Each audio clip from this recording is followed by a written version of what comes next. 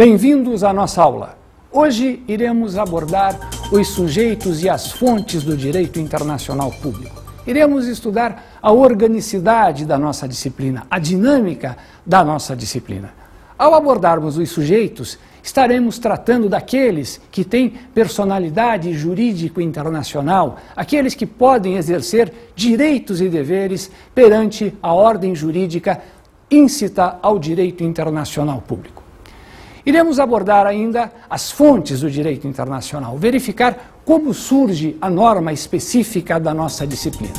No que diz respeito aos sujeitos de direito internacional, deveremos ter em mente que aqui se trata de encontrar aqueles que efetivamente podem viver juridicamente a realidade internacional. Estados e organizações internacionais são os sujeitos por excelência no atual estágio de desenvolvimento do direito internacional. Mas os Estados que até o século XX, ou mais precisamente, a primeira metade do século XX, eram os senhores, os monopolizadores do direito internacional, eles continuam tendo esse protagonismo. Os Estados continuam sendo os donos do direito internacional. Há quem diga que existe a aristocracia do direito internacional constituída justamente por esses sujeitos protagônicos. Porém, a partir da segunda metade do século XX, a valorização das organizações internacionais traz mais dinâmica a importância delas, o crescimento da importância da ONU, o período da Guerra Fria, a mudança das relações políticas entre os Estados e, com isso, o aumento dos atores da sociedade internacional. Há um certo reconhecimento de personalidade em relação aos grupos insurgentes. Na época da Guerra Fria, eram muitos os grupos insurgentes. Hoje, o grande exemplo é a Organização de Liberação da Palestina. Mas, além desse ator das relações internacionais, lembrar a Cruz Vermelha Internacional, lembrar a Ordem Soberana de Malta, lembrar o Vaticano, alguns autores defendendo, inclusive, a presença do indivíduo como sujeito de direito internacional. E, nesse momento, podemos nos perguntar como ter certeza se estamos diante de um sujeito de direito internacional. É muito simples. Basta aplicarmos o teste dos requisitos da personalidade jurídico internacional para sabermos se um determinado sujeito é efetivamente destinatário de deveres e de responsabilidades perante o direito internacional, se é um sujeito pleno de direito internacional, basta perguntarmos se ele tem dois requisitos. O primeiro requisito diz respeito à capacidade de celebrar tratados. Se este sujeito já assinou, já firmou, já se comprometeu na ordem internacional com tratados multilaterais, enfim, que lhe deem direitos e obrigações. O segundo requisito diz respeito à capacidade que este sujeito tem de enviar e receber representantes oficiais, representantes políticos ou, mais comumente, representantes diplomáticos. Isto se designa em direito de ius legationis, a capacidade de enviar e receber agentes diplomáticos, o ius legationis ativo, o ius legationis passivo. E devemos lembrar que as organizações internacionais, assim como os Estados, enviam esses agentes, esses representantes públicos, que se equiparam aos representantes diplomáticos. Os chefes das missões, os chefes dos escritórios, se equiparam aos chefes das missões diplomáticas, aos embaixadores. Juridicamente, são, portanto, equiparados. Lembrar ainda que, nessa dinâmica, é fundamental conjugarmos os dois fatores. Não basta ter apenas a capacidade de celebrar tratados. É necessário, para que estejamos efetivamente diante de um sujeito de direito internacional, que verifiquemos a presença concomitante da capacidade de celebrar tratados e do direito de enviar e receber agentes diplomáticos. Há, nesse momento, uma terminologia muito importante e característica do direito internacional. O Estado acreditante é aquele que envia o representante, é aquele que envia o seu agente. E o Estado acreditado é aquele que recebe o agente internacional, ou melhor dizendo, o agente do Estado estrangeiro. Portanto, o embaixador da Argentina no Brasil representa o Estado acreditante, que é o Estado argentino, e exerce o seu munus no Brasil, que nesta relação é o Estado acreditado. Vejamos em seguida com mais detalhes o Estado. Ator fundamental das relações internacionais, o principal sujeito do direito internacional é o Estado, inclusive, que cria as organizações internacionais. Sendo o Estado que expressa a sua voz com maior intensidade e com maior frequência no direito internacional, é importante que o conheçamos na sua estrutura.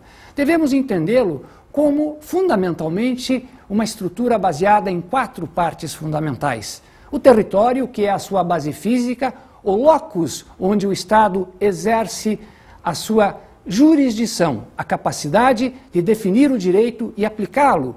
O Estado exerce ali o monopólio do uso da força. E lembrar também que o Estado, além do território, deve possuir uma base humana. E qual seria a base humana do Estado? Estamos nos referindo à população. A população do Estado exerce um papel fundamental na interlocução do Estado com o mundo. Vejam que a sua base humana, inclusive, é um tema de direito interno, porém, que interessa muito ao direito internacional. Nós usamos, inclusive, a expressão súditos. É uma expressão que vem da monarquia, vivemos a era das repúblicas, mas é a expressão que se utiliza no direito internacional, a relação entre o Estado e os seus súditos. Temos, grosso modo, 2 tipos de cidadania, os cidadãos natos e os cidadãos naturalizados. Além do território e da população, devemos considerar a presença do governo como elemento distintivo, constitutivo do Estado. Vejam que o governo constitui a relação política. É uma relação interna, obviamente, mas que interessa muito de perto ao direito internacional, principalmente em função das formas de governo. Saber quem no governo tem o poder de se comunicar internacionalmente, quem, em nome do governo, expressa a vontade do governo perante a comunidade internacional. Fundamentalmente, temos os regimes parlamentares e os regimes presidencialistas. Nos presidencialismos, isto é muito fácil, porque o presidente da República é que conduz a política interna e também a política externa. Nos regimes parlamentaristas, é importante verificarmos como as coisas funcionam em cada um dos estados considerados individualmente. Há formas em que o primeiro-ministro faz esse papel, há outras formas em que o presidente da República ou mesmo o monarca exerce esta participação ativa, exerce esta voz externa projetada às relações internacionais. Por último, devemos considerar a soberania. A soberania deve ser vista como uma moeda de 2 faces. Uma delas representaria a autonomia interna do Estado, e a outra face, a independência externa do Estado. Modernamente, a ideia de soberania vem sendo mitigada. Ela surge como uma ideia sem limites, ela surge como o rei absolutista, ela surge dentro da ideia superada de que os Estados não têm limites na sua atuação. Hoje, o direito internacional estabelece estes limites à soberania estatal.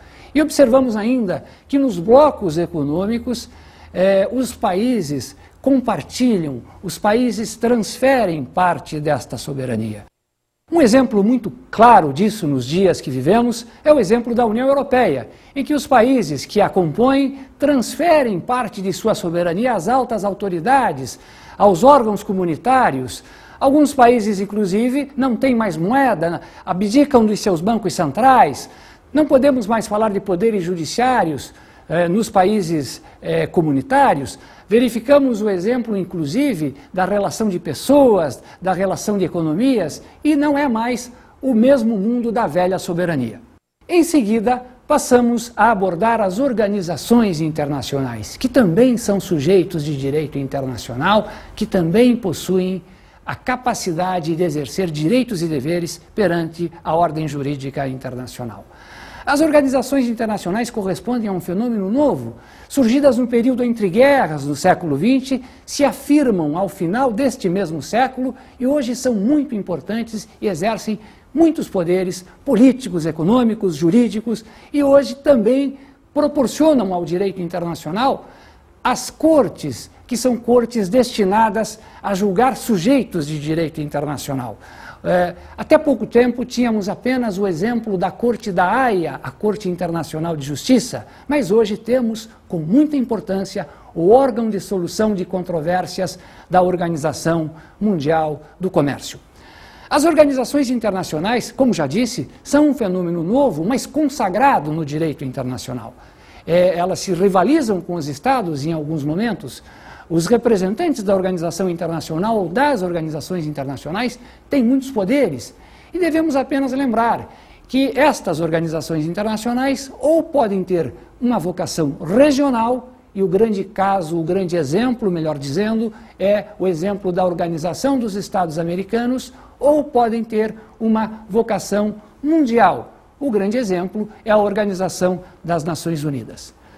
Lembrar que a ONU tem uma série de organismos especializados, espalhados pelo mundo, todos eles fundados em tratados específicos, deixando aos Estados a liberdade de estarem ou não presentes nestes organismos especializados, alguns deles com muita importância. Lembrar a Organização Internacional do Trabalho, lembrar a própria OMC, lembrar a FAO, lembrar a Unesco. São muitos estes organismos e eles todos representam atuações políticas de grande importância. Sempre lembrando que estão filiados à ONU e sempre também decorrem necessariamente de tratados. Além das organizações internacionais e dos Estados, é bom lembrarmos que há toda uma outra gama de sujeitos que participam das relações internacionais, que são fluidas, que são difusas, que são anárquicas. São atores que têm algum grau de projeção jurídica, que exercem alguns direitos, porém não têm a plenitude da representação jurídico internacional. Alguns exemplos disso são a Cruz Vermelha Internacional, os grupos insurgentes, dentre eles a Organização de Liberação da Palestina e a Soberana Ordem de Malta, que inclusive possui representação diplomática junto ao governo brasileiro. Outro exemplo importante de sujeito diz respeito à Santa Sé ou ao Vaticano. O Papa é chefe de poder espiritual e de poder temporal. Se equipara no plano político a todos os demais chefes de Estado. Tem os seus representantes diplomáticos espalhados pelo mundo, que são chamados núncios, que representam embaixadas políticas do papado. Vejamos agora as organizações não governamentais e a exceção do Comitê Internacional da Cruz Vermelha. As ONGs que hoje têm um grande poder, um poder de fato, um poder político, em diversas partes do mundo, que exercem esse poder em diversas organizações, não são sujeitos de direito internacional. O poder não se transforma em possibilidade jurídica. E as ONGs, desta forma, participam da dinâmica das negociações, formam grupos de pressão muito importantes, porém não são sujeitos de direito internacional. Há uma exceção histórica, que diz respeito ao Comissariado da Cruz Vermelha Internacional, uma organização benemérita, uma organização não governamental, surgida com fins de assistencialismo às vítimas das guerras, às vítimas das grandes enchentes, dos cataclismas internacionais, presente em todo o mundo, presente no Ocidente, presente no Oriente, sediada na Suíça. A Cruz Vermelha é a bandeira da Suíça ao contrário. E lembrar que, embora seja uma organização não governamental, participa totalmente do direito internacional. A Cruz Vermelha celebra tratados, a Cruz Vermelha envia e recebe representantes diplomáticos. Portanto, tem capacidade de celebrar tratados e também o ius legationis, o que caracteriza a plenitude da sua personalidade jurídico internacional. Para encerrar o estudo dos sujeitos de direito internacional, passemos à questão do indivíduo como sujeito de direito internacional. Trata-se de um tema de doutrina. Alguns autores afirmam que, diante do avanço do direito internacional, principalmente em relação das cortes internacionais de direitos humanos, fundamentalmente da Corte Europeia de Direitos Humanos e da Corte Interamericana de Direitos Humanos, existiria a possibilidade de afirmarmos que o indivíduo, a pessoa física, como dizemos no Brasil, também estaria participando dessas relações jurídicas. É um tema ainda bastante controverso, mas devemos entender que recebe o apoio de inúmeros juristas e também essa titulação do indivíduo é algo que contribui para o aperfeiçoamento e o avanço dos direitos humanos. Passamos em seguida às fontes do direito internacional público. A importância do estudo das fontes é muito grande. Em geral, na faculdade, nós estudamos com pressa a fonte e as fontes e todas as disciplinas jurídicas e não percebemos a importância delas. Quando estamos na vida prática, verificando os casos concretos e temos que identificar a disciplina jurídica que será arrolada para resolver o caso concreto, fazemos o estudo da fonte. Ao sabermos corretamente as fontes do direito internacional, estaremos sabendo se o problema é ou não de direito internacional. Se puder ser resolvido com as fontes de direito internacional, estamos diante de um problema de direito público externo. Em verdade, há muita confusão em relação a isso. Existe um entendimento equivocado de que tudo aquilo que lembra o exterior, a fronteira, a ponte da amizade ou o aeroporto do Galeão, os estrangeiros, seria direito internacional. Na verdade, será direito internacional se puder ser resolvido pelas fontes do direito internacional. Eu chamo isso de a síndrome do canário belga. Não é porque o canário é belga ou porque a vaca é holandesa que se trata de direito internacional. Devemos verificar as fontes. Deveremos verificar se é possível resolver o problema, identificá-lo e resolvê-lo a partir dos tratados ou convenções, a terminologia é abundante, e depois as demais fontes que estão arroladas no artigo 38 do Estatuto da Corte Internacional de Justiça. Estas são as fontes codificadas do direito internacional. Passemos a elas. Estatuto da Corte Internacional da Justiça, Nações Unidas. Artigo 38. 1. A Corte, cuja função é decidir conforme o direito internacional as controvérsias que lhe forem submetidas, aplicará, alínea A, as convenções internacionais, quer gerais, quer especiais, que estabeleçam regras expressamente reconhecidas pelos Estados litigantes. Alínea B, o costume internacional como prova de uma prática geral aceita como sendo o direito. Alínea C, os princípios gerais de direito reconhecidos pelas nações civilizadas. Alínea D, sob ressalva da disposição do artigo 59, as decisões judiciárias e a doutrina dos juristas mais qualificados das diferentes nações como meio auxiliar para a determinação das regras de direito. 2. A presente disposição não prejudicará a faculdade da Corte de decidir uma questão ex aequo et bono, se as partes com isto concordarem.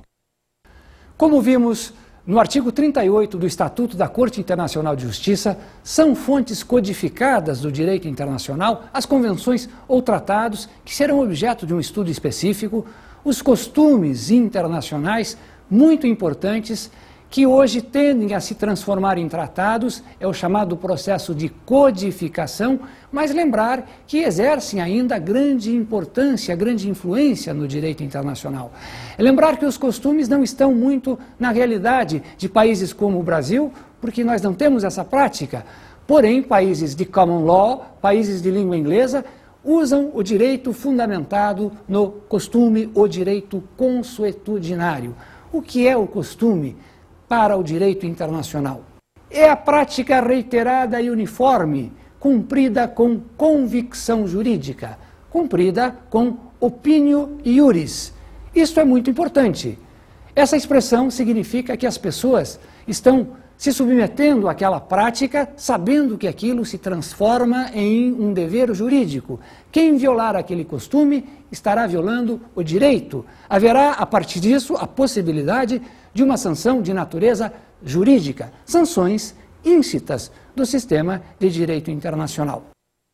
Lembrar ainda que também é uma fonte codificada do direito internacional, nos termos do Estatuto da Corte Internacional de Justiça, os princípios gerais de direito.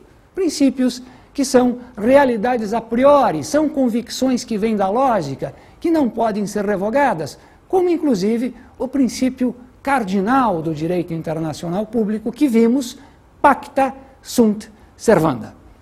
Há ainda como fontes codificadas a jurisprudência, as decisões precedentes das cortes internacionais e também das cortes nacionais de prestígio que podem informar a decisão internacional. Há ainda a doutrina, que em direito internacional público exerce um grande papel. A doutrina é justamente o estudo dos pesquisadores, dos acadêmicos, dos professores. Hoje, o estudo que se faz na pós-graduação, tudo isso para o direito internacional é um importantíssimo aporte.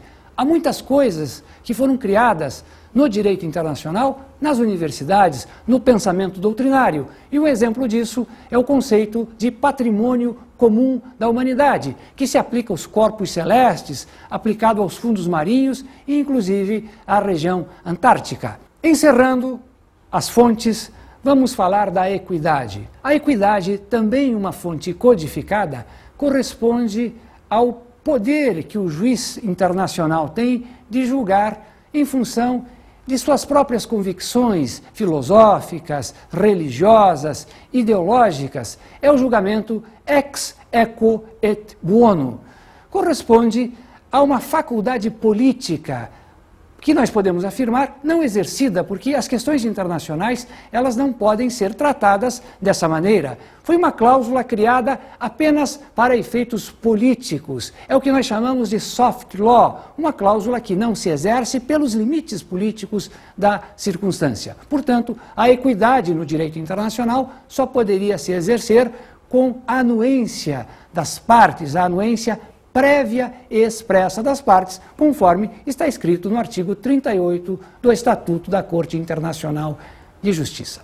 Passamos em seguida às fontes não codificadas. Elas correspondem a experiências novas, constatações mais recentes de como surge o direito internacional.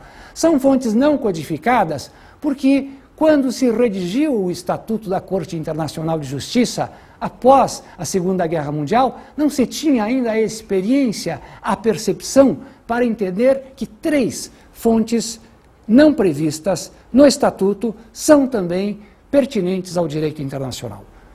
Os atos das organizações internacionais, as decisões unilaterais dos Estados e, finalmente, o ius cogens, e nós iremos agora estudar cada um desses elementos.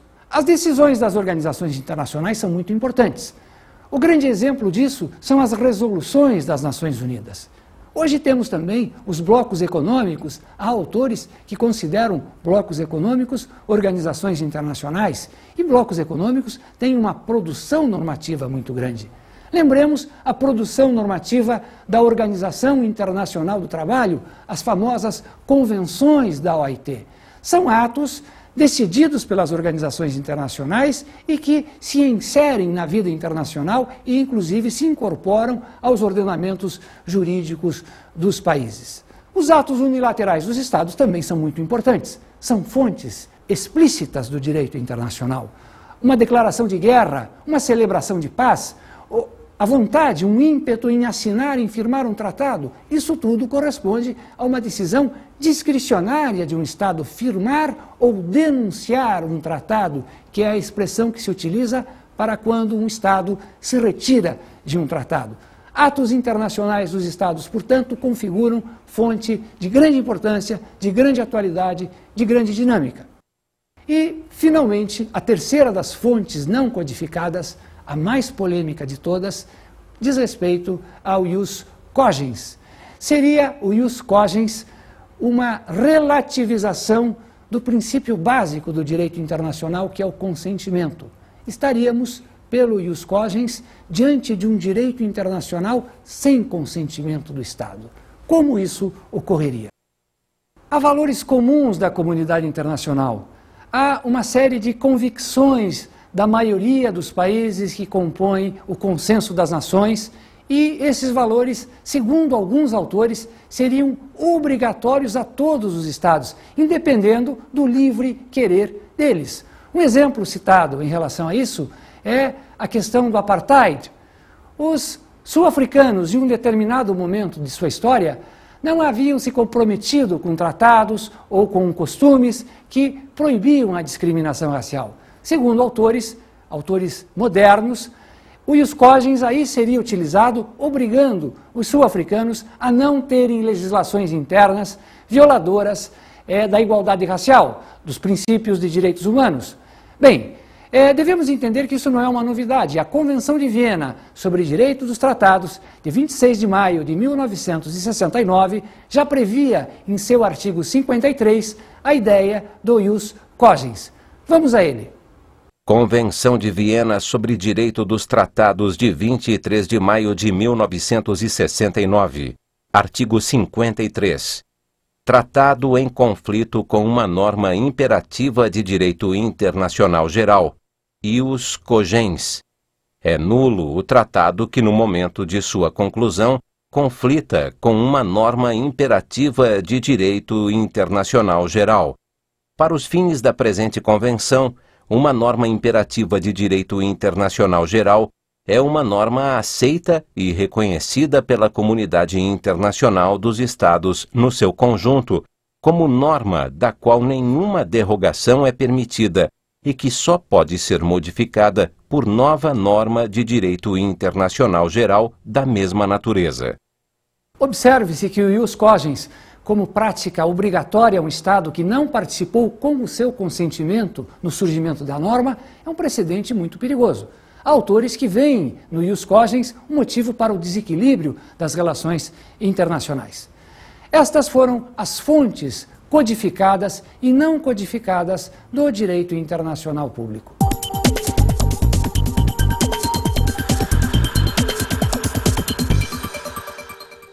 Como dicas de nossa aula de hoje, eu sugiro uma leitura atenta da Carta de São Francisco, que é o tratado institutivo da Organização das Nações Unidas, com seu estatuto anexo, o Estatuto da Corte Internacional de Justiça, a Corte da Haia, e especificamente o seu artigo 38. Até a nossa próxima aula.